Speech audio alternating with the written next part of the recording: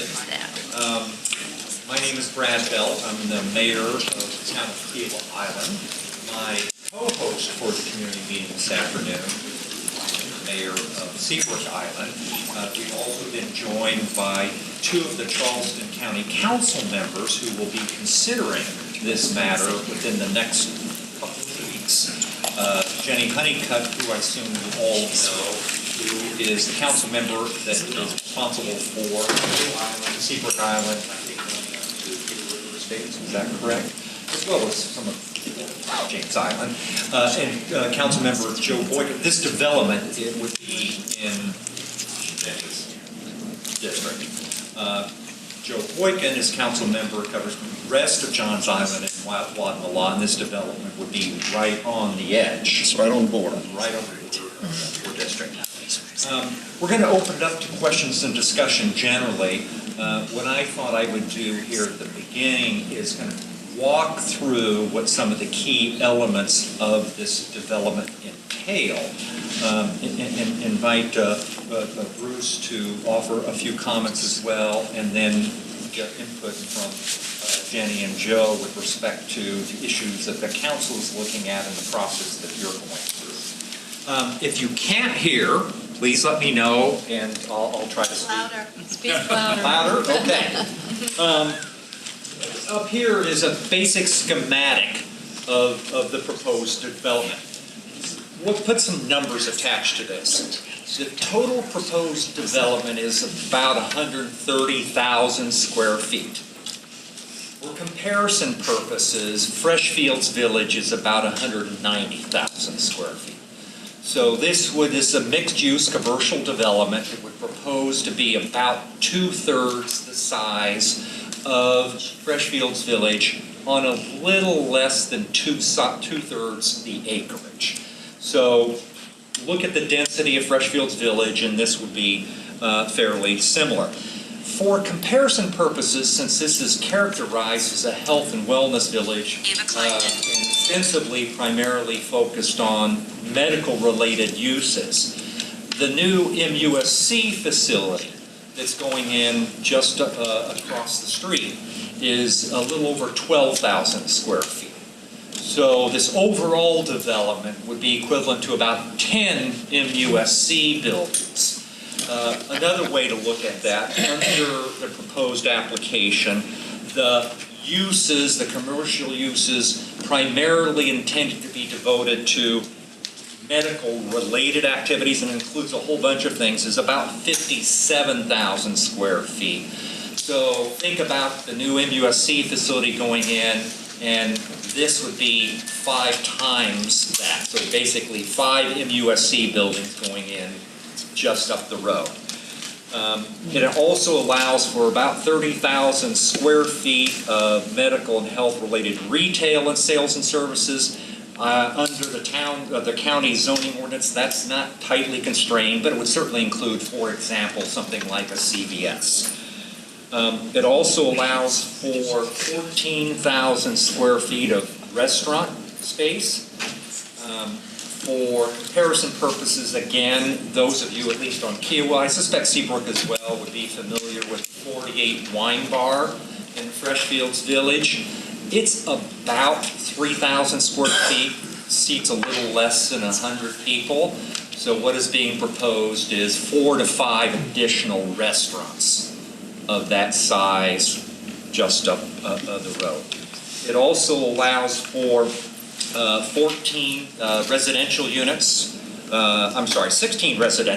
4 one-bedroom and 2 two-bedroom, and also includes 45,000 square feet, and the Conservancy, I know the Conservancy is here, may want to touch upon this, of on-site septic, basically a large wastewater treatment facility, septic field on site.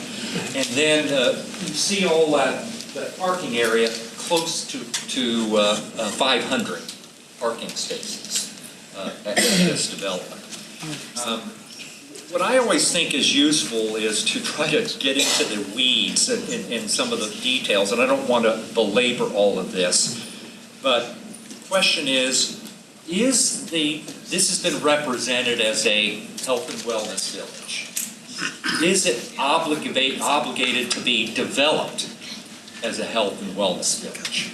The answer pursuant to the application, if this were approved as proposed, would be no. It states very specifically that if the site is not developed under the PD regulations, rather than reverting to its current R4, which is residential development, 4 dwelling units per acre, it would go to a general office zoning designation, which would allow a wide range of permitted uses under the county's zoning use table. The other thing that is a little bit concerning in terms of the details are that the developer would have the full right to subdivide and sell off the subdivided properties. And that rather than having a maximum lot coverage apply to each subdivided lot, a subdivided lot could have 100% maximum lot coverage. So that every single square inch of subdivided lots could be covered by asphalt or impervious surface. So those are some of the kind of the key elements of what's in this proposal. We had invited, in addition to who's on this table, the developer to join us, to be able to answer any questions that community members may have. And both Mayor Kleinman and I extended the invitation. We re-extended the invitation, unfortunately simply did not receive a response. So we'll have to do our best in order to try to answer any questions you may have out of this proposal. Just in a sense, I'm speaking as mayor on behalf of the town, or trying to represent as best I can the views of the Kiawah Island community more broadly. The town put out a survey last year, and in which about 80%, close to 80% of respondents indicated that they were opposed to the project as proposed and had concerns about its scope and scale and its intended uses. But there clearly are members of our community. I can only speak for Kiawah Island because I've heard from many of them that are interested in having more accessible medical services, so that not everybody that needs a doctor's appointment needs to drive to West Ashley, Mount Pleasant, or into Charleston. That's certainly understandable. And I think collectively we should look at ways to try to address or meet that need.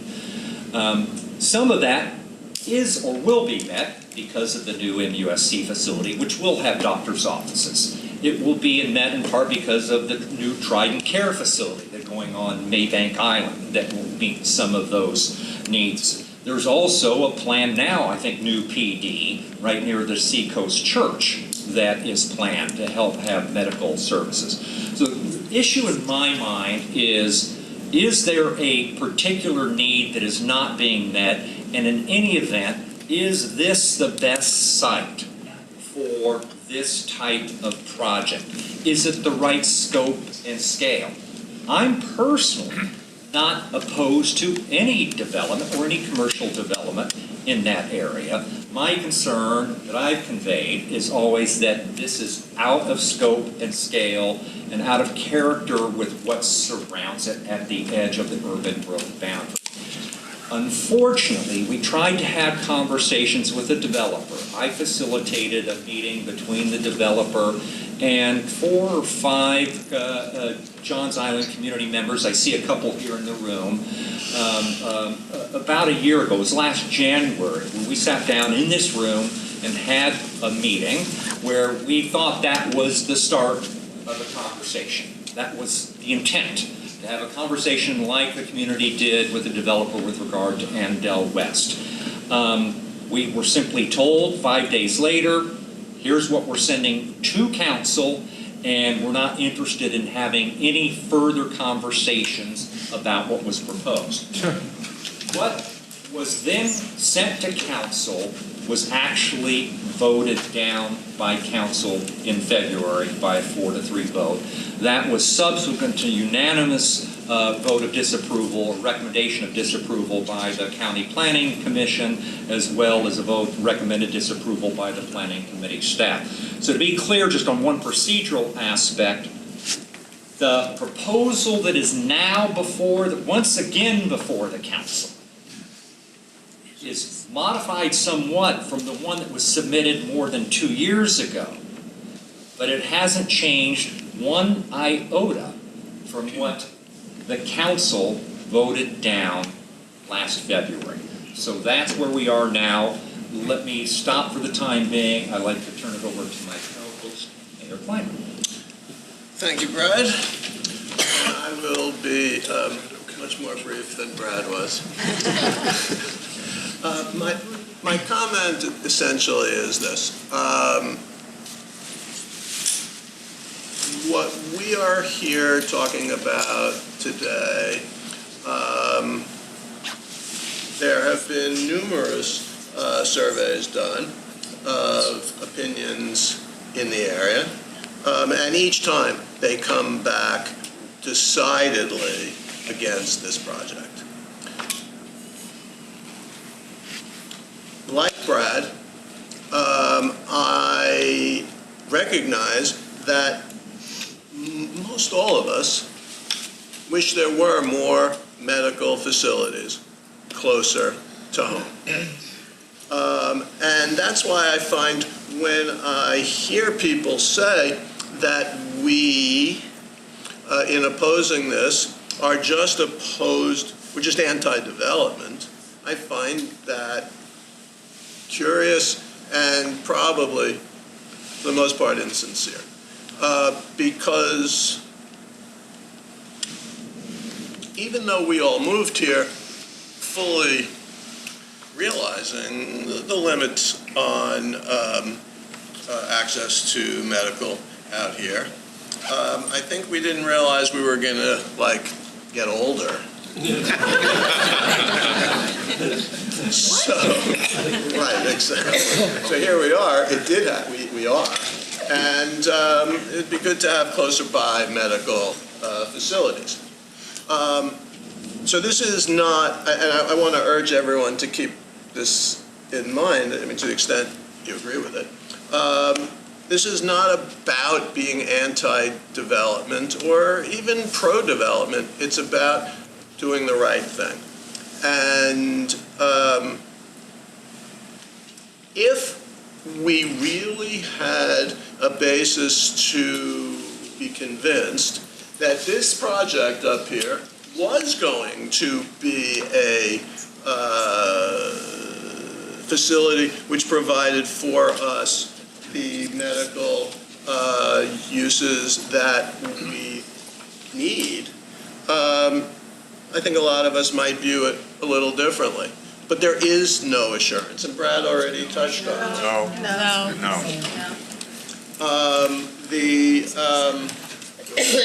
Well, everybody's entitled to their own take on that. That's true. The scope and scale need to be addressed for sure. But before I even get to that, it's what's it for? And we don't know what this is for. What it appears to be, to me, is just a commercial development. And you can, put lipstick on the pig, but that's still all that it is. So that's what I wanted to say. I wanted to thank everybody for coming, and turn it back over to Brad. Thank you, Mayor Kleinman. Let me just pick up on one thing that the mayor mentioned, is that we asked a year ago the developer to provide the names or identify any practices of doctors that we currently visit in Mount Pleasant, West Ashley, or in Charleston that would be willing or plan to relocate here to buy Kiawah Island and Seabrook. They simply said, we've had ongoing conversations. They've been very good and constructive conversations. There was a letter attached to the most recent application, a cover letter from the lobbyist for the developer that reiterated they continue to have very constructive conversations with different service providers. But again, a year later, we have yet to hear, and the question has been asked, of a single provider that's willing to relocate their practice from where it currently is to here. Doesn't mean that there aren't. They just haven't provided any of that information yet. So, question is, until there is some greater clarity about those kinds of issues, is this something other than what it is proposed to be? With that, I'd like to, Jenny, this is your district. Sure. If you wouldn't mind starting with kind of where you guys are in this process. Yes, so I'm Jenny Honeycutt. I represent Folly Beach, Kiawah-Seabrook, part of James Island and the peninsula of Charleston. So I have sort of the coastal area, and obviously have a great partner in Joe, who represents sort of the inland route to these areas. I want to be really clear, our position on this hasn't changed. But with 4-3 vote, it's important, and I'm sure all of you want to know, well, what does it look like in the next vote? Well, first of all, what I've just learned today, and hot off the press, the 4-3 vote was because 2 of our members, we're a 9-member council, couldn't vote because they both felt like they had conflicts. One of those was our chairman, and he has since obtained an ethics opinion that has said he does not, in fact, have a conflict. So he does intend to vote, and he intends to vote against it. So even at the worst, right now, this project stands at 4-4, and 4-4 fails. So at this point, this project would not, in its current state, if the votes line up the way folks say they're going to vote today, it will not pass.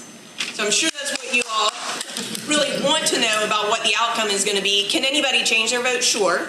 You can go back and look at the 4-3 vote. Myself and Mr. Boykin voted against it. We also voted against the waiver of the 1-year reapplication, but we're outnumbered in that effort. And so, my hope, because of the size, scale, scope issues, is that if in fact this developer ever has any intention of coming back, that there has to be a very significant downscaling and much more, targeted towards what it is they intend to build with clearer definition. I have not met with this developer again. I think he came to Mr. Boykin and I a really long time ago, early in the process, and Mr. Boykin was very clear at that time, it's a no for me, and so we haven't talked to him since. Having said that, I am happy to answer any questions about where I stand. Yes, sir. Why do 4 council people want this? I can't speak for those council members. They are not around here, though. They are elsewhere No, sir. in the Correct. county. Yes, ma'am, and then. One of the reasons I believe some of the council members want it was a presentation that was made at the last council when it came up for a vote. I'm going to actually stand so people can hear me. And there was a very compassionate presentation made by a number of residents of Johns Island, including family farmers, who are traditional Johns Island long-term residents who made a lot of statements about, I have to take the whole day off to work to drive my mother for her dialysis in the peninsula, and I have to do this, and it would be so much better if these resources were closer. The problem is, and I stood up at the last council meeting when it came up for a vote, there's no promise that those family farmers and the people from Johns Island who have these commuting challenges for their grandmothers or mothers or themselves, there's no guarantee that this facility is going to be anything but what it's being called, which is, I think we all know now, it's being colloquially called Botox Village. There is no guarantee that these people who have to commute to the peninsula and take the time off and lose a day of work are going to have the resources that they need to make it easier on their lives. But I think they're being told, led to believe, and I think there's at least one council member who may have been persuaded of that. Yes, sir? Jenny, maybe before, let Joe kind of talk off some perspectives, and then questions can come into both of you or to all of us. Good afternoon. I wasn't even elected for a month before these folks reached out. I met with them right over at the Andale Inn, with him and his lobbyist. And when I saw what it was, you know, again, brand new, I wasn't even sworn in. It didn't feel right. It looked like it was way out of scale. And I just told them I'd have to evaluate it and think about it because I wasn't going to give a decision then because I didn't even know what I was looking at. But I made no promise to support it either. When this all came about, and you know, I'd had 4 years on the Board of Zoning Appeals, so I had some zoning experience and understanding of why we do the things we do, comprehensive plans and so forth.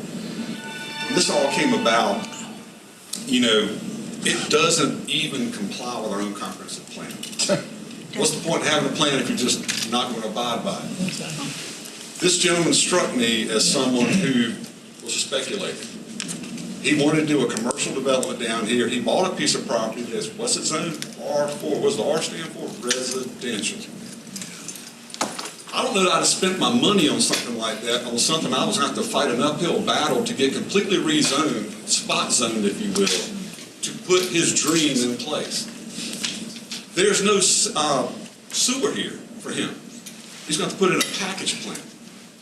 One more obstacle to yet overcome. Maybank Highway is the commercial center of Johns Island. I don't think it's going to put any special hardship on the folks down here to drive up to Maybank Highway. You're getting a 150-bed community hospital with a helo pad, all your imaging. You can have your baby there, you can get your geriatrics there, and pediatrics, everything in between, imaging. All that's going to be part on that 60-something acre campus they've got up there. In addition, I know that the city's also approved a medical park right down on Maybank Highway from there for more supportive businesses. You know, so my understanding, and I've been informed, is that that's going to be our medical district up there. We're all going to be able to share it. Doesn't matter if you live in Kiawah-Seabrook or Johns Island proper or Commonwealth. That's where it should be. I think this is just a vision this gentleman had, and he's damn determined to see it through. I'm not going to speak to why those other council members have joined on, but I will say he has tried to peddle a lot of influence on all of us, to the point that he launched a social media campaign against myself and Ms. Honeycutt, kind of mocking us and making fun of us, trying to intimidate us to change our position and telling people to tell us to vote yes for this. I've never, in the 2 years I've been here, and I call Ms. Honeycutt speak for herself on this, I never had a private developer go to that much trouble to try to, put undue influence on elected officials. So none of it smelled right for me. Again, I think you can go back and look at the meetings where I've spoken to the attorney that represents him. I was pretty damn direct about what I had to say. And I will be again if we have to have a debate on it, because, as Mayor Bell has said, they've done nothing. They brought back the same broken plan that they brought the first time that was voted down. And furthermore, the one thing council asked them to do was to go out and engage with the community. And guess what they didn't do? So apparently, they think they've got the votes. I guess they're bold enough to think they do. I don't think they do. Jenny and I are going to stand and fight hard and do whatever we can in our power to see that this thing's dead and buried. But as much as we feel confident and hopeful that this vote will turn out as it should, we still have to have the vote. So those of you that want to come tomorrow to the public hearing, you're certainly invited. Your voices matter, and you should be heard. And I'm packing for a long night, because I'm not a limit on that. But I would say if you do come, please, if you can, try to say something different than the people in front of you. That way it's not repetitive, because you'll start losing your council members in a hurry. You'll start seeing them nodding off. But I'm getting ready to leave here in just a little bit and go right up the road to St. John's AME and have the same discussion with those folks up there. But this does matter. There's a reason we have an urban growth boundary. That's where it sits, right there. And there's a belief in our comprehensive plan that we step things down as we get near that border. And so there's a reason it's R4 right there on the boundary. It's not a commercial or industrial zone property. So it's zoned for X number of houses. Let him build his houses. That's my opinion, but, you know, you got any questions, feel free to ask. Yes, ma'am. I'm sorry, you go ahead. Yeah, Joe, and thank you very much for being here. My name is Mike Shalosky. I live on Johns Island. I just want to reiterate three points and then give you some ammunition for your fellow council members. Just to remind people, this is a critical natural habitat for our animals. It butts up to the Kiawah River that we all enjoy. I'm going to give you some information. I'm sure you're aware that the state samples the river once a year. The new sampling is due to come out anytime. I have copies for both of you. I also have copies for the meeting up at the AME Church. But some of you hopefully can see this, but the outline that you see here is our river. The colors that you see on there are either prohibited or restricted shellfish harvesting. So I think we would all agree that our shellfish are a pretty good indicator as to how the health of our river is doing. This little sliver that you see down here that's hashed, since the previous one has been added. So now, as you look, the Botox Village, if you would be down here in this section that's down here at the bottom. It's very close to the newest section that's now hashed, that you cannot pull an oyster out of there without a permit from the state of South Carolina to do so. So there's some additional factual ammunition that you can use in your meetings. And I don't believe the new village, I'm not against sensible development, but Mayor, this is not sensible development because it will continue to pollute with coliforms a river that we all enjoy, both Seabrook and Kiawah. So I would ask for your thought process when you meet with your fellow council members. Here's some ammunition for you. So Appreciate it. Sure. Good job. Yes, sir. Yeah, I think the issue that, I think I have a different opinion with the mayor about it. I think we do have a development problem. And it's not necessarily about the building, it's our capacity to handle the traffic that comes up and down our roads. And I think putting a development like this only makes it worse. And I think that until really the roads get fixed, I really don't think there should be really much of development that occurs on Johns Island, on this part of the community, because it's dangerous. Driving down those roads at night is treacherous. There's zero margin of error, or you're going to be into a tree, or you're going to be hitting the car coming towards you. And I think until that's really fixed, adding to our development and increasing more traffic on the island is only going to raise it. We had a terrible accident occur on Betsy Carrison just a week ago, where the traffic was so bad that they had to get the helicopter in from MUSC to take the person to the hospital because they couldn't get it back and forth in time.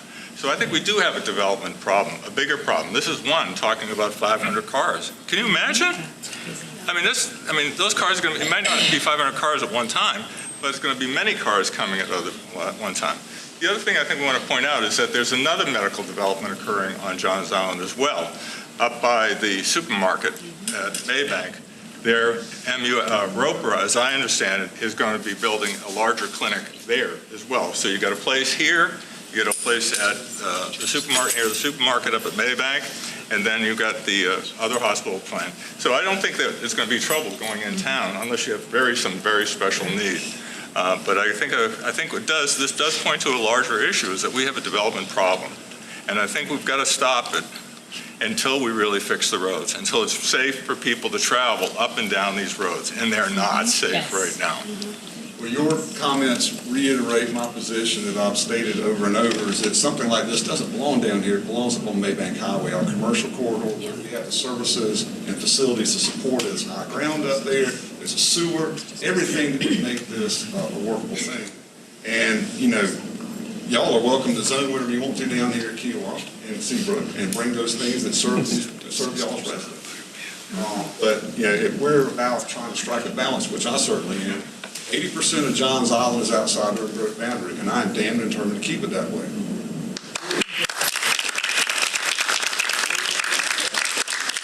One of the things that drove me to make this silly decision to do this. And, but Jenny and I are partners. I mean, she's been such a big sister to me in the sense of coming on. She's had the advantage of serving on council for a full term before I got here. I understand that she's an attorney. And, but the fact that so much of our district's bound one another. And I have James Island constituents, and she has Johns Island constituents. So it only makes sense that we are generally always on one accord, and we're lucky to have that. And we've got a wonderful city councilman, Jim McBride, that, which is it's really starting to bring everything together. We've got, chained together representation like we've never had. Yes, sir. I'm Dick Van, I'm sorry. I'm sorry, go ahead, I'm sorry. Go ahead. Okay. I'm Dick Van and I live in Kiawah River Estates, which abuts where this development is going to be. And I want to point out that this proposal is based on a fallacy, that the people on Johns Island, further down from here, will come down Betsy Carrison or River Road and come down through here to go to get medical facilities, medical practices. That itself is a fallacy. Why would they do that? You're literally taking your life in your hands for your medical practices, for what they're going to do. Secondly, the facilities are totally undefined here. And that is an open-ended shell game. And we need to emphasize the fact that there's nothing in this proposal that makes them stick to making this into any medical anything. Thank you. I'll echo that all of the provisions in this plan development are to the benefit of the developer, not the community. Yes. Without a doubt. All the ifs and ands and therefore and so forth, it all circles right back that they get to do whatever they want to with this property in the end. And none of it's consistent with residential zoning. And if this was something y'all wanted, if there was a real need for it, you'd have my support. But I don't believe it is. And to your point, I live on Chisholm Road right near the Limehouse Bridge. You think I'm going to drive down here to the tip? That just is the same point of what you made. When all the medical district's going to be up there on Maybank Highway with the new teeter with it also. So can I push back or maybe play devil's advocate ever so slightly? There is a segment of the community, I think even many of the community members who oppose this project because of its scope of scale and broad range of uses would not necessarily be opposed to something that was appropriately scaled and was carefully tailored to the uses, meet a real need. So what I would like to encourage everybody to think about, and by the way, great open lines of communication with both Councilmember Honeycutt and Councilmember Boykin and Mayor Kleinman and Jim McBride and others. In fact, we have another one of our collaboration of council meetings coming up. That to the broader point about developing this area, we all need to continue to work together to try to figure out what are the needs of the community and communities, what's the best way to meet that, and have infrastructure that matches all of that. But they can develop, probably put in about 40 houses, single-family houses, by right at that development. Is it possible that a much smaller scale, couple of medical office buildings might be a less intensive use and meet needs than 40 single-family houses? I don't know. But I think that's the kind of conversation we've got to be willing to have. Now, whether this developer is willing to have that kind of conversation, I don't know. I have a comment for that, Brad. You're still talking about upzoning. If you're changing that to put in any sort of commercial development.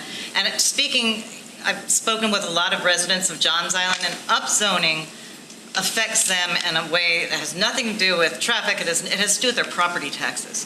When upzoning happens, the properties that are close to that property that's upzoned, their property taxes go up, and those families are driven out of their family home, land that they've had for generations. And that's something we need to be very sensitive to. Yeah. First, a quick little pushback on the idea of doctors coming there. Anecdotally, I've talked to medical professionals.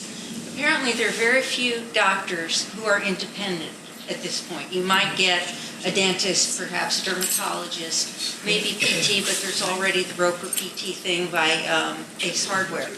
Doctors are affiliated with hospitals. The Roper guys go to the Roper thing. Trident is opening. The MUSC doctors are going to go to MUSC. So I think that's why you haven't heard about doctors coming. So to push back on the emotional appeal of, I need to take my grandmother to the doctor, well, you're not going to get doctors here because so far we haven't heard of doctors coming, and the doctors with whom I've spoken say they would never go to that place because they're affiliated. Separately, though, you talked about basically all of us have heard the environmental things. I'm not going to reiterate that. It comes down to we need the votes. You said with this new additional person voting, it might be 4-4. That means somebody is flipping because last time it was 4-3. So instead of being 5-3, it might be 5-3. We had 2 that did not vote last. Right, but it was a 4-3 vote. And now she's saying it might be But our 4th vote is going to, well, we still have the same one who never voted at all. There is one who may flip. Oh, that's my worst case that's scenario my is point. 4-4. So my question to you all is, this is against the comprehensive plan. I'm on the planning commission here. We have a comprehensive plan. We're working on it. As you said, why do it if you're not going to go for it and abide by it? This goes against your comprehensive plan. It was an 8-0 vote by your own planning commission. So what are the motivations of the people who, I know you can't talk to them, but ask them and at your meeting, they should publicly state why they are going to represent us with these. But they should be here to answer those questions, not us. And so what I Tomorrow, will say, somebody ask them that because well, when y'all come to the public hearing, y'all can ask anything you want to. Now, council can't respond. We're not allowed to talk back. But if you want to make the point, there's your podium, there's your 2 minutes, or whatever it is. And We have very different kinds of council meetings here in Kiawah. But get back to it, we had one of the 2 that were accused who now has the certification from the State Ethics Commission that he may vote and he will vote with us. The last time, I think Mr. Darby was the one who was hanging out there to the bitter end, and he came aboard, and that gave us what we needed to move it. No. So I would say, with my vote counting, I think we've got 4, and it could be a 4-4 tie that ends it. But I think it could be a 5-3 if Mr. Darby votes with us again. I will certainly not hazard a guess on what he will or won't do, but he would be the person to make this a 5-3 vote potentially. Should he what can we decide do to change his mind? Can we help? I'm going to tell you, Mr. Darby is not one to be bullied or browbeaten. He is a proud and intelligent and honest man, and it's truly an honor for Jenny and I to serve with him. He's the principal of North Charleston High School. You don't know a lot about it. He worked at Walmart at night to help support students that went to his school. Yeah, he was on the team. I had the utmost respect for him. So what I do is I keep my mouth shut, and I let Mr. Darby make up his own mind because I know that's not how he likes to be persuaded. Y'all do what you want to. If you ask me, that's my answer. And I will say, he has articulated his position and why he was for this position. So if you want to go back and watch the meetings, he has articulated why he would support it. So, and it kind of goes back to your point. I do think he is persuaded by some of the community members who have said that this is necessary for whatever reason. So I hear from the young lady in the back. In follow-up to the woman in the front, I think that we all wanted the MUSC project here, and then that was scaled down, perhaps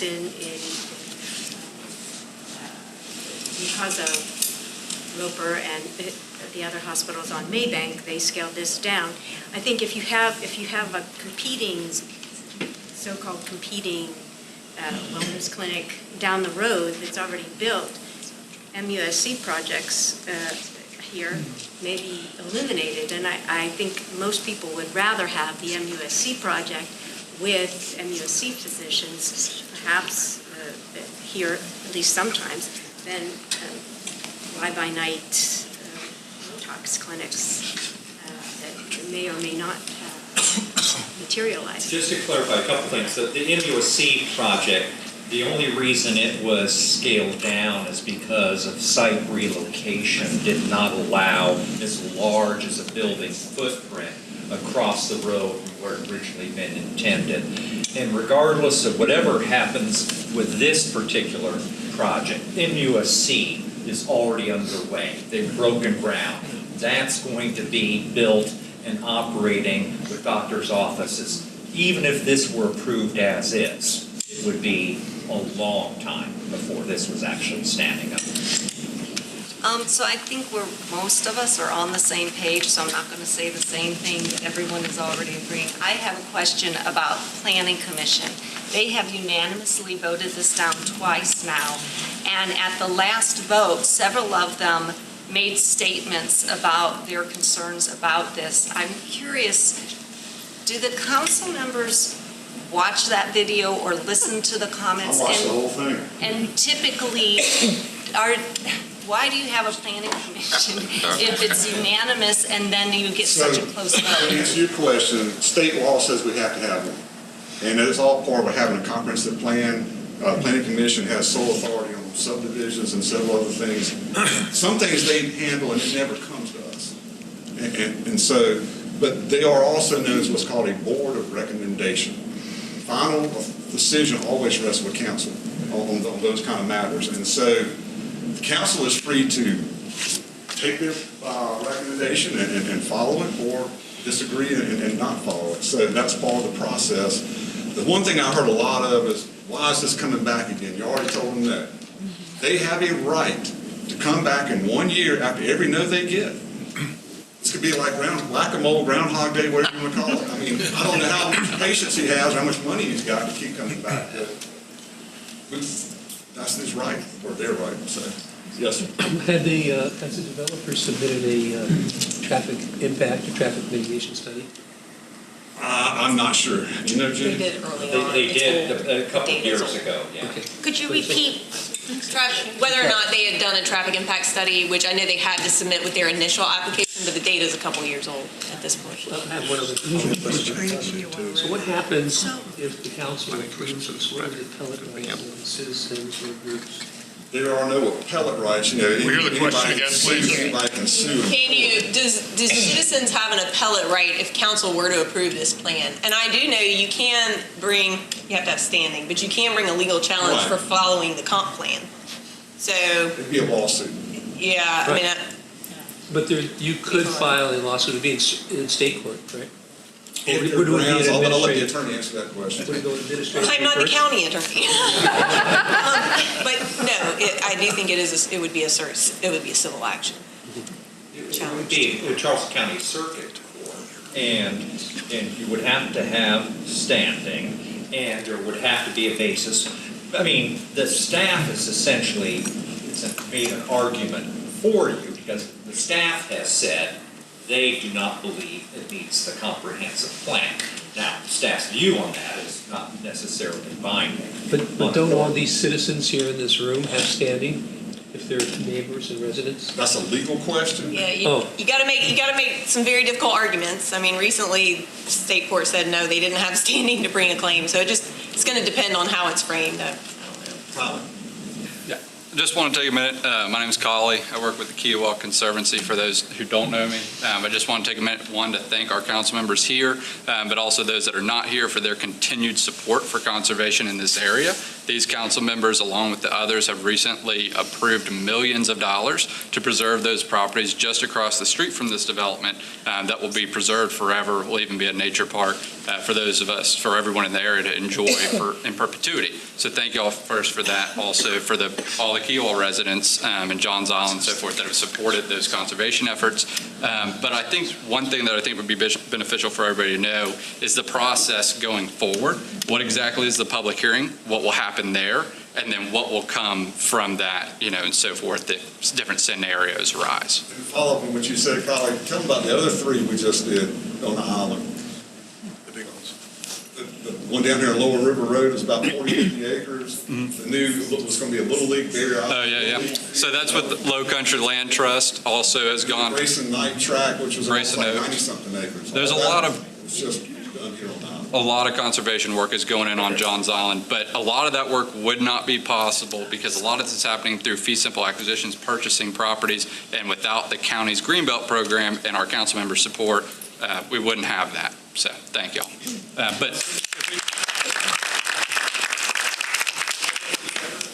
Yeah, I have a couple things. Can I just stand up? So I'm a little conflicted on how to feel about this. My wife and I are very significant donors to the Kiawah Conservancy, and so we deeply care about that. However, just today, I just came back from MUSC. I went there round trip and met the oncologist. Last week, I was at Mount Pleasant for CAT scans. All of us have our own little medical issues and medical needs, but I feel like to some degree, we're getting sucked up in some weird vortex regarding traffic with this project. And the way I look at it and experiences in other cities, I've only been here since 2009, so I don't have some of the depth of knowledge that you people have related to certain development issues. But there's a lot of doctors' offices uses in peripheral areas where they rent space and they only show up for 6 hours every 2 weeks. And it's a way of luring people into the headquarters to do procedures or whatever. My goal would to never go past Ace Hardware, except when I have to go do something. So if 3 or 4 people, a physician, an assistant, and a couple admins come into a building, instead of 30 of us going to see them somewhere, that's a net win for traffic. And I'm deeply against this idea of, I should just go to Trident. Once again, I'm back on Main Road, and God forbid, something happens and one of us ends up losing our life out there. Having looked at many things from different angles, I'm kind of indifferent on this, just so you know, but I think we're getting sucked into this weird vortex without really thinking about it. Maybe I can answer that question for you. I'm sorry? Well, let me continue on. So there's 3 other issues at play here.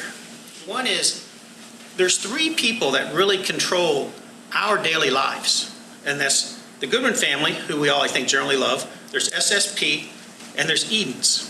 And what do they do for food? They control the pricing, they control the hours a day we can eat, they control what we can buy. When it comes to commercial shopping, they control, if we choose not to go past Ace Hardware, they control everything we buy commercially, when we buy it, what we buy. And for some reason, this is before me, there's been a complete failure of town planning from the county, the city, and the state to develop Main Road where it can handle the real estate development that has occurred from a residential point of view. There's nothing I can do about that. But I'm not so sure for the next 20 years of my life, if I happen to live that long. I want everything I eat, everything I do socially, everything I shop and buy controlled by 3 people who we all will agree are in the for-profit business. It's net operating income to those 3 entities. That's all they care about, and we have to accept that. So if the price of admission to have 3 or 4 extra restaurant pads and maybe another doctor facility, so I don't have to go to Mount Pleasant or MUSC every 2 weeks and drive that back and forth, I'm willing to accept a couple dead trees along the way. Just on that matter, just want to understand, 4 people making all those decisions is better than 3. Because it would be just like, it would be no different than an Eden's owning Fresh Air Village, because you still have one developer owning this entire development. Agree, but based upon, I think most of us would agree that currently there is a supply-demand mismatch. There's not excess supply of dining facilities. I mean, if it was up to me right now, you know what I want to do right now? I want to take everybody here for pizza. Everybody want to go? Guess what? Closed on Mondays. No option. What, Chinese? Gotta go past Ace Hardware. I don't want to drive past Ace Hardware. That's a first world problem, though. That is a major first world problem. I agree with you. Everybody has different issues at play here, but I'm just saying, let's think bigger about this before. Maybe this works in a smaller scale, but I don't necessarily think that I have to be sucked into this vortex that these 3 people owners down here tell me how I have to live my life. Well, let me follow up on that. The developer's trying to put a round peg in a square hole. I should say a square peg in a round hole. There is commercial property right up at the intersection of River, Bohicket, and Betsy Carrison. It's not yet developed. Pre-approved PB 20 or 30, 40 years ago. You know, that might be better suited for some of the things y'all talking about, not trying to go past the Ace Hardware. It'd be right there. And it's already zoned, or somewhat zoned for it, rather than taking something that's not zoned for it and trying to make it work. So I would offer that as an alternative potentially. I don't, Jenny may know more about those pieces than I do, she's been on council longer, but I do know they're there. We just had a new restaurant open up recently at Kiawah River. Yes, ma'am. I have just one comment to make that hasn't been particularly addressed. If you concentrate services, you're going to get a better scope, length hours, days of service, et cetera, et cetera. When you scatter services, when you have MUSC here and the clinic here and Roper there and Trident here, and then you put this in between, you're going to get diminution of services. If you look at urgent care practices as a commercial investor, they change names and practice names and doctors and nurses every year almost. And you never make a 5-year lease on those things. They never complete their lease. They'll be sold out. They'll go bankrupt and whatever else. So concentrating, we have these fine organizations here, Trident, Roper, and MUSC, concentrating on those people who can really help us with good care is what we need, not scattered, here, there, and yonder medical parks. And it takes me back to my original thing. Maybank Highway is our medical corridor. That's where it's all going. It's where it's supposed to go. Yes, ma'am. I have a question just about other impact too, because the one thing that this I know doesn't tell a whole lot, but talking about like the gentleman said at KRE, Kiawah River Estates, we got the golf course and the beautiful tree line, and that's on the side. Is that tree line, what's going to happen even going down? Everybody talks about when they come visit us, we actually live permanently in Seabrook, they're like, it's beautiful driving down here. So are we just going to have everything? I know they got to keep certain trees, the oaks, but there's a lot of pines that give you privacy, give you beauty. What is that going to look like? I don't see a tree in the place. Well, I can tell you on that side of Betsy Caris, it's going to look like it looks now because that's outside the urban growth boundary. Okay. And only a portion of Betsy Carrison actually touches the urban growth boundary where it's considered urban, which is why we have the situation right here where we do. But as you get up towards Kiawah River Estates, some of that on the right, the line moves back a little bit, but when you get all the way up to where River Road comes into Betsy Carrison, there's a lot of urban property up there. The plan does provide for a 75-foot barrier from Betsy Carrison. That was in the original proposal. Well, I'm talking like where the Oak Golf Course is, and it's going to go back. So we're talking where I'm looking here at the top of the screen. I'm assuming that's where Kiawah River Estates is. The small side. It's only a 25-foot buffer along the rest of the property per plan. Councilman Boykin, I think you touched on a good point just a minute ago about the urban growth boundary line. It only takes 5 votes to change that line. I think the other thing about this that you have to keep in mind is if this were approved, it could start a domino effect. Yep. This is one, and it could, say, oh, well, we approved this one, how can we deny this other one? There is an intergovernmental agreement between the county, city of Charleston, and Mount Pleasant, which I will be very soon inviting our 2 mayors here to jump on board with us. I'm working with the mayor in Ravenel to do the same thing, and also the Charleston water system. My intent is to try to bring as many entities together to support this as a collaborative agreement that we will confine intensive urban development within the boundary and preserve the rural character of the lands that lie outside of it. That's been the whole point of having it here, is to promote infill, not sprawl. And that's my aim, and that's good growth. There's a reason we're getting a hospital here. I'd have never thought we'd got one before James Island did. So that was a big surprise. But, our schools are getting better, and these types of facilities, they go a long way to publicly support public health and all the our daily needs, and also stop all of our off-island trips. So all those are good things. But again, we got 80% of this island, and then all the Wadmalaw sitting out there, that are counting on this urban growth boundary. Yes, sir. Typically, before this could go forward, the financing, you need pre-leasing in order to obtain the financing. Has there been any discussion? I have no information on how this developer's financing anything. It's really none of my business. So, mine's strictly the zoning matter and the yes, sir. Bill Thomas, I live on Seabrook Island, and I like the idea of a 5-3 vote a lot better than a 4-4. If Councilman Darby is the potential swing vote, and one of his big motivations is he's listening to people elsewhere on Johns Island that are saying they have to drive off the island to get medical facilities. How do we educate him about all the things we've talked about that are already committed to coming on the island on Maybank? And maybe that'll also educate the other 3 council members that are maybe voting against it. Conviction to not necessarily vote no against this comes from a very deep place in him. He has seen African-American communities ravaged and marginalized by road projects and incinerators and everything else. And here are all the good white people behind the gates asking for his help because they don't want something. He was very emphatic when he said that, so I'm not speaking out of school. He is a complicated and deep-thinking person who has lived through a time that I was fortunate not to have to live through. I was born in 1965, so our desegregation and civil rights happened before I came into this world for the most large lion's share. It's still raw and real to him. And so I would never tell him how he should vote ever on something that he has those convictions. Y'all are welcome to go down that road, but I wouldn't. Is that part of the issue, is this is being perceived as a Kiawah-Seabrook thing versus the rest of Johns Island? Right. When these African-American folks come out and ask for help, it always seems like they're the ones having to keep coming, and asking for help. Where are all the white folks coming out to support them?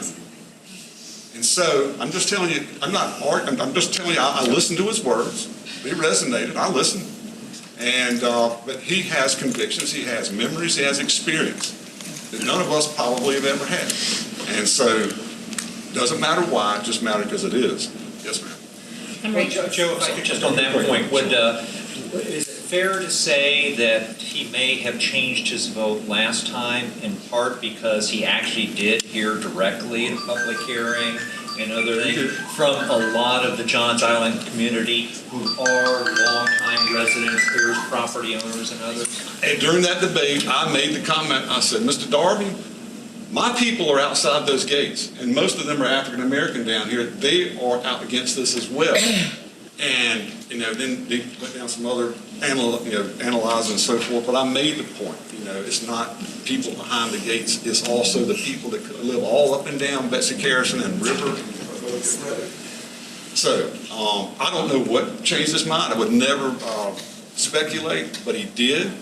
And I'm not going to do anything on my part to change his mind to go back the other way. So I would just say, he may comment again when we get down this road, but, I would just say he's the kind of person, I just leave him alone. And I don't know if the developer or any representative of the developer is here, but the developer does not know that the chairman has clarified his conflict. So I don't think the developer is counting the votes accurately. I just learned that today, so. I just wanted to address the man in the shirts comments, and that may bring up another misconception that adds to this, in that as a retired private practice physician who used those satellite offices, timeshare offices, that is, like the woman in the front row said, that is a dying breed.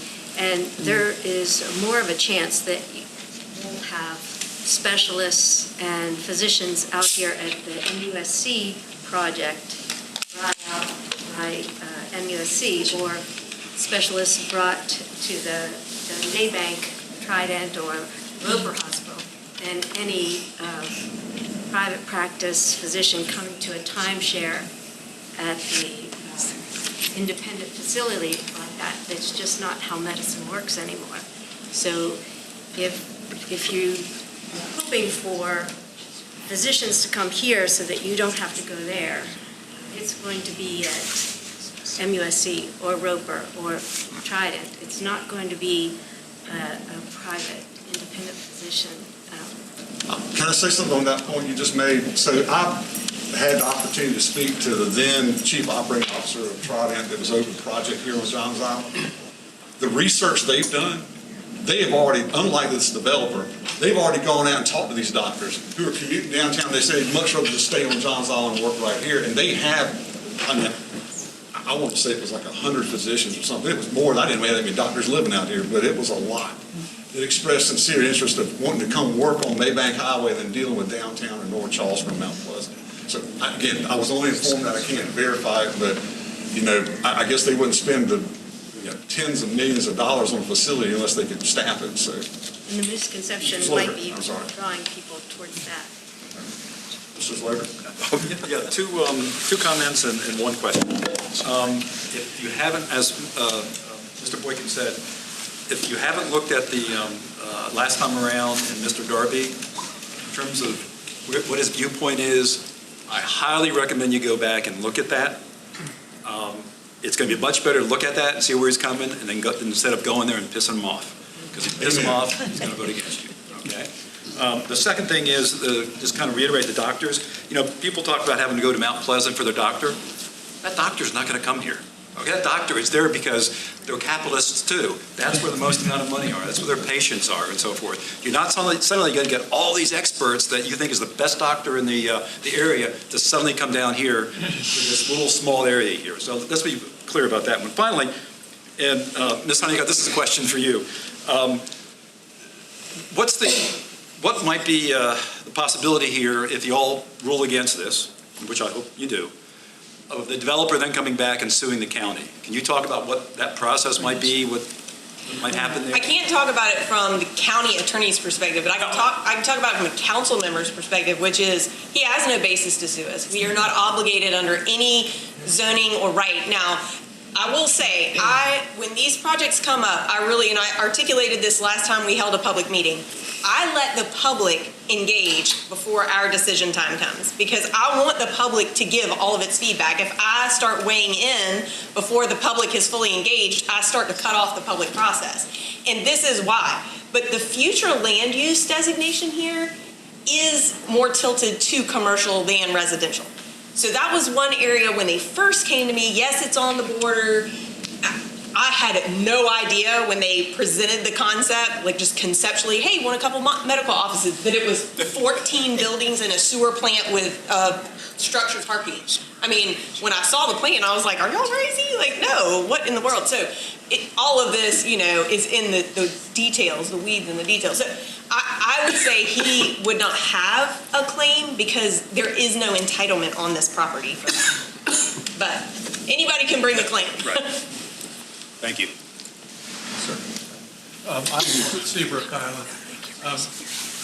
One of the things that disturbed me a little bit was that you all indicated the council had suggested that he go talk to the people that are impacted directly by this proposal, and he did not do that. And apparently it was just not one refusal, it was several. And I'll make the suggestion, I know that you mentioned that by right, he can refile. But you could also, I would suggest, consider putting a condition on any applicant's ability to make a presentation of a development to the council, that as part of that application, they have a prerequisite to it being scheduled for any consideration by the Planning Commission or the council, that they have to go out and meet with the community and discuss the proposal, the entire proposal. So that is a condition already. They can choose to have that public engagement before their pre-app process or after pre-application. But they do have to engage the community. The problem is this particular developer didn't seem to take that very seriously. And so we don't judge, didn't engage enough of the community, but he did. He was supposed to have that meeting, and apparently... They did have a meeting. Yeah. We did have one 2 or 3 hour meeting, and we thought it was going to be the start of many meeting to kind of flesh out these issues. It was just the one. I'm not aware of any meeting since January that the developer Nor is there a requirement to have successive meetings. He just has to check the box, and that's what. On the latest application, has he had a meeting? I don't know that he has to have another meeting. He Because- just has to have a pre-app meeting. Because council voted to waive the 1 year, so it's almost like he's just coming back with an amended, not so amended. I just didn't know if that might be a reason where you could table it, just say, No, then we might get sued. okay. That's what it costs. Thank you all for coming and doing this and holding strong against this thing. I really appreciate it. Mayor Belt mentioned about medical vendors. Their guy came and presented at the Planning Commission 2 weeks ago today. And, he gave his pitch and he got some very directed questions. Who are these medical vendors? Who are these doctors? Well, we've talked to people and, there's opportunity and blah, blah, blah. Well, who are they? Give us some names. Give us some, and he couldn't do that. He also reiterated that they had met with neighbors. I'm the closest neighbor here and never met with me. He did, he even met with you along with us, exactly. I wasn't there. 9 months ago. To other comments about other opportunities for this kind of thing, the development up at River Bohicket, Betsy Carrison, is moving forward, and that's going to be a pretty significant development up there. They're putting in their own packaged sewer plant. There's going to be, I think, workforce housing and commercial and gas station and all this and that. And Kiawah River also have plans for there along Betsy Carrison to put in a commercial area. I don't know where that stands, but those are all opportunities, and those are designated commercial nodes. So it's not like plunking something down out here in the middle of the woods. So I live directly across, my driveway is directly across from where they have it drawn there. So I know a lot about this particular place. The traffic mornings and evenings is horrendous. I used to pull up the end of my driveway to go into Betsy Carrison and turn left to go into town. And, I'd go up, maybe a car would come by, I'd go. Now I sit there for a minute or two, and traffic's whizzing by at 60, 70 miles an hour, both directions. So the idea of having 500 parking spaces worth of cars turning over and crossing that road when that kind of traffic is on this road, it's absolutely insane. There are going to be people killed there. We had people killed right along the road here. So it happens. We know that happens. And the traffic study, every traffic study says no problem, right? Because they look at, we generate this many an hour and the road can handle, blah, blah. The other point I think has kind of been lost in all this, and even in the discussions at Planning Commission and County Council, this area is about half wetlands, I would say. We had a big rain back in, I think it was March or April, at 6 or 7 inches of rain. And I walked over there and took pictures, and the water was up almost to the edge of Betsy Carrison. So that property plays a very important role in what happens in this whole area here. It collects and it retains water, and it releases it very slowly. It is not too far. Bohicket Creek is about 1,200 feet across the road, and it's downhill, so groundwater is likely to flow downhill. Kiawah River is south, right over here, and that water is going to flow downhill as well. So when you put, 130,000 square feet of wastewater, medical waste, going into some sort of system that's going to percolate into the groundwater, that's a recipe for disaster in a very special location. When you start filling in these wetlands, and even if you're digging out to make these ponds, there's not going to be the same amount of retention capacity. And it's going to affect the surface hydrology, the underground hydrology, groundwater hydrology as well. And that's going to create problems for everybody. So it's not contained on this site. And I think that's really been lost. To the idea of septic system in this location, there's a really big situation going on up in Awandar right now. The developer wants to build, I think it was 400 houses, 140, it was a lot, all in septic, and they're very close to wetlands up there. That's currently a matter of a lawsuit by the South Carolina Environmental Law Project about how DHEC, whatever they're called, the Department of Environmental Services now, goes about approving these things, and especially in these sensitive locations. So if this gets approved, it has to go to DES, it has to go to BCD COG and go through all that process. And I personally, I can't see how it would ever be approved to put all that on a septic system. So I hope when this is being discussed at council, and it seldom is, but this is really important for our environment right around here. You know, traffic, visual impacts, you know, all that kind of stuff. But this is something that can't be fixed. Once it's done, it can never be fixed. And keep that in mind when you're talking to your colleagues, that the decision goes way beyond, you know, white folks, black folks, and whether it's right in the community. But this impacts our lives, our whole lives here. And I think it's really important to keep that in mind. I'll shut up.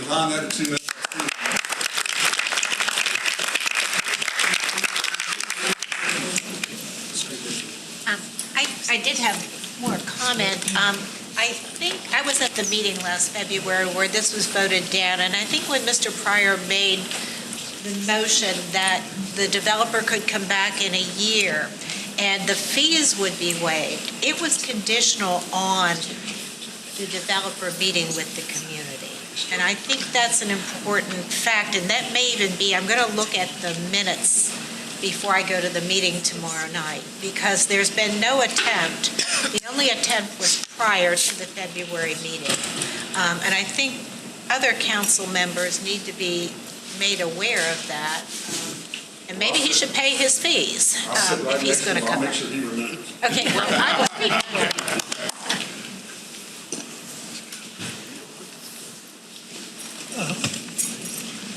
I have many thoughts, but the one I'll share relates to the doctors who will be here. When MUSC announced, I talked to them, are you going to have a CAT scan or are you going to have an MRI? And the reason is I got GE into the CAT scanner and the MRI business, so I know quite a bit about the business aspect of running a clinic with an MRI and a CAT scanner. When I go into MUSC or out to the Citadel Mall, generally I have to go there because that's where the expensive equipment is. I can communicate over Zoom with my physician, with my cardiologist, with my eye doctor, but I need to go there because I need some sort of a high-priced device. So when you think about servicing, what MUSC is going to do is they're going to put in equipment that will allow these tests to be made here. And so we can talk with our cardiologist who's going to have an echocardiogram of me here because I just drive out here. The cardiologist can be anywhere, and he and I can sit and have a discussion, which would, for me, be just as good as sitting with him in his office. But it's really that equipment that these people will not spend money to put. When I go to Roper here for some emergency, they can never fix me. I have to go to a specialist somewhere. And those are the people that really make these medical decisions today.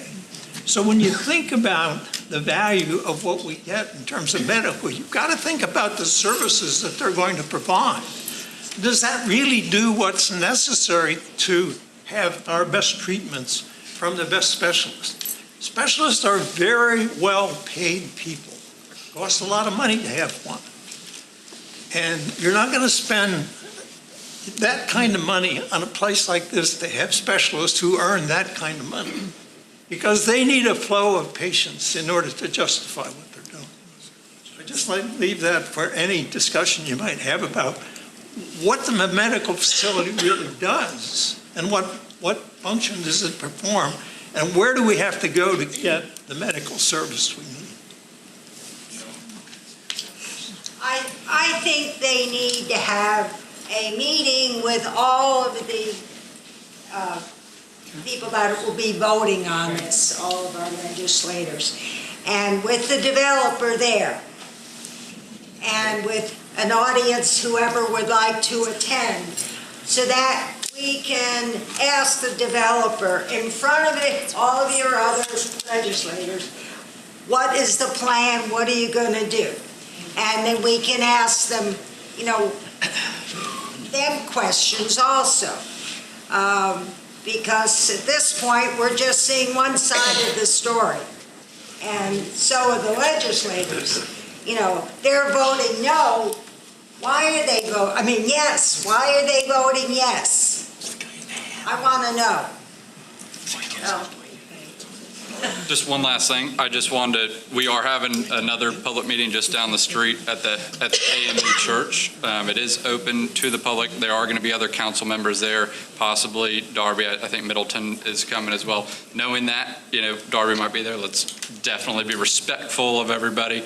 But also, we have the public hearing tomorrow. So this is great to have everybody here, but it also matters to show up at the public hearing, voice your concerns there. I don't think there's a limit at the public hearing as how many people can speak. Just 2 minutes. 2 minutes duration, but if there's 100 people signing, we will. And it starts at 6:30. Yeah, so show up, just voice your concerns there. That'd be amazing. Can I follow up with that for colleague? Councilmember Darby made his position clear, and he was very articulate about it. And I think for those of us who will speak tomorrow, being sensitive to that is super important. The meeting that is happening at the Greater St. John's Church, he wants to hear from the residents of Johns Island, the people who are directly impacted, not from Kiawah and Seabrook, and he made that point abundantly clear. I will say the residents of Johns Island have been very organized. They're very clear with their position, and they will be there in mass tomorrow to speak as well, and we should really let them take the lead. What is their position? The residents at Greater St. John's have been organizing and for years against development. And as I said before, because it has dramatically impacted their property taxes and their ability to retain ownership of the land that they've had for generations. The advocate vote the survey they took was 94.7 no on Johns Island Right. alone. Just as a point of reference, the vote last time, I believe it was council members Weirman, Middleton, and Pryor were the three that voted for the development moved forward. The only thing I wanted to say is, at the last hearing last February, there was actually a moment where I think it was the wife of the developer, who I think is part of the development group. She did stand up and talk a little bit about what was expected to go in there, but the characterization was it's a wellness center with all that kind of soft stuff. So it didn't really sound like it was something that was going to meet the needs of someone who was taking their grandmother for dialysis or who was taking their mother for an oncology appointment or anything. But there's still a gap, clearly, between one group of council people who believe people will be very well served. So there has to be a clarity in what's really going on there. Julie, did you have a question? 500. To me, I'm Rachel Spence, and I'm really happy y'all are here and I'm voting no, so fair to leave. But, I have a lot of personal ties to this, but I wanted to say, to me, it's the integrity of the project. I own a piece of property on Betsy Carrison that probably could be commercial. I keep it totally full of trees. I would never dream of paving it over because I respect the community and the environment. To me, and the people, to me, Darby saying that, it's it is people stealing from your community to give to people outside of, your people. So I just feel like I respect the community in the environment enough to know that this is inappropriate, you know. As far as medical care, I would like to say I probably have as much experience with medical care here than anyone on the island. My parents were under that tree that got crushed last summer and on life support for 3 months at MUSC. Came home, they didn't live here, came home to live with me. And we had a cycle of 6 to 8 doctors a day in our house. So there's medical care if you need it, and MUSC is fabulous. But I just think all of this is pressure cooker, you know, I mean, paving over the wetlands, you know, the expectation that you can buy residential property and pave it over for commercial, to me is an entitlement that makes no sense, and it's a poor precedent to send. So anyways, I have lots of big feelings about all of that, but I feel like it's a pressure cooker between the traffic, the medical care we're expecting that I don't know that it's going to provide. There are ways to have medical care without that, in my opinion. So thank y'all very much. And what's the use of zoning, by the way? Why do we have zoning if somebody can come in with money and push their way through and change the zone? Yes, thank God, but they possibly could. Sure, absolutely. It's like, why do we have zoning? We don't see. You probably speak more than I can. I mean, state law is the underpinnings of everything we do at the county level. We don't have any power or authority that we don't derive from the state of South Carolina. That's true for Kiawah Island and Seabrook Island. And it's uniform for all 46 counties. And I will say to your point, the way that zoning works is actually through the use of a comprehensive plan that's updated periodically, and it is super important that the public participate in those updates. So we recently had an update, it's every 5 years, I believe, and those updates contemplate future uses as areas grow and change over time. So the question of why can you just automatically get an upzoning, the answer to that is you can't. But over time, do areas change? I mean, I grew up on James Island. I can tell you that the James Island I grew up on, albeit not as long ago as some other folks, but is not the same as it was when I grew up. I mean, the population has doubled. I lived out here for 12 years off of Maybank Highway. The population here has increased by 50%. So as areas change, so do those plans. But if folks are not engaged in that planning process, the influences that are able to sort of shove their desire for future uses starts to imprint itself. And so right now, over this area on the future use land map, you see a yellow area, which is technically like community commercial. So it actually moves in the future land use from residential to community commercial. If you don't want to see that, then you have to take part in that process so that it doesn't become community commercial. I know that's a long way to answer, but that's how the zoning works. One thing to layer this real quick, what county council does or does not do matters. But the other entity you need to pay attention to is our Board of Zoning Appeals. They have authority to vote on variances, special exceptions, and administrative appeals. Their decision is final. It doesn't come to county council. We have no authority to override it. The next stop is circuit court. So the uses can be changed, variances can allow for certain things that aren't allowed. You can sign up with the county to be notified of any cases that are in your area, but that's something else to pay attention to. It's not just what we do on county council. And they're quasi-judicial, so to your question about filing a lawsuit, citizens do have standing to challenge BZA decisions. All these issues are really driven by just one thing, and that's residential permits. And all the development that's occurred along Main Road, because, I mean, it's the chicken and the egg. If people didn't move here, you wouldn't need commercial space. If people didn't move here, you wouldn't need more roads. If you didn't build more houses and zone them accordingly, people couldn't move here. So the weak link here really is local government not allowing roads to grow in proportion to the amount of residential permits they allowed. Well, the majority of what you speak to is what happens when municipalities annex and they change the zoning that the county already had in place. And it serves them to no purpose to have unimproved property or low density because they have to layer their municipal property tax above the county's base rate. So cities and towns, by their own nature, is to consume and upzone and drive density. Rusty, to your point, we have a separate conversation about 526, but the main road corridor project, whether that's actually the modest road improvements going to occur, notwithstanding the fact that there's no investment in our infrastructure, improving our roads infrastructure, the county did approve Ando West. 20 or 30 years ago, it approved the PUD right across the street from Ace Hardware. That's going to happen. This one was a vote away a year ago from happening. I think that's a part of the frustration of a lot of people, is some of these larger projects do get approved without adequate consideration for the infrastructure necessary to support that. Jim McBride has talked about To that point, I mean, if the city of Charleston hadn't annexed on to James Island and annexed on to Johns Island, that's our population center. That's where the most development we have on this island is all within the boundaries of the city of Charleston. Again, not trying to give the city a hard time, but you asked why and how this happens. The county has no voice in annexation. Cannot oppose it, cannot argue against it. It simply just happens. The municipalities have that right. Ms. Honeycutt mentioned about the comp plan that was updated up 2 years ago. I know there's some changes since then. Be another 3 years before that comes out.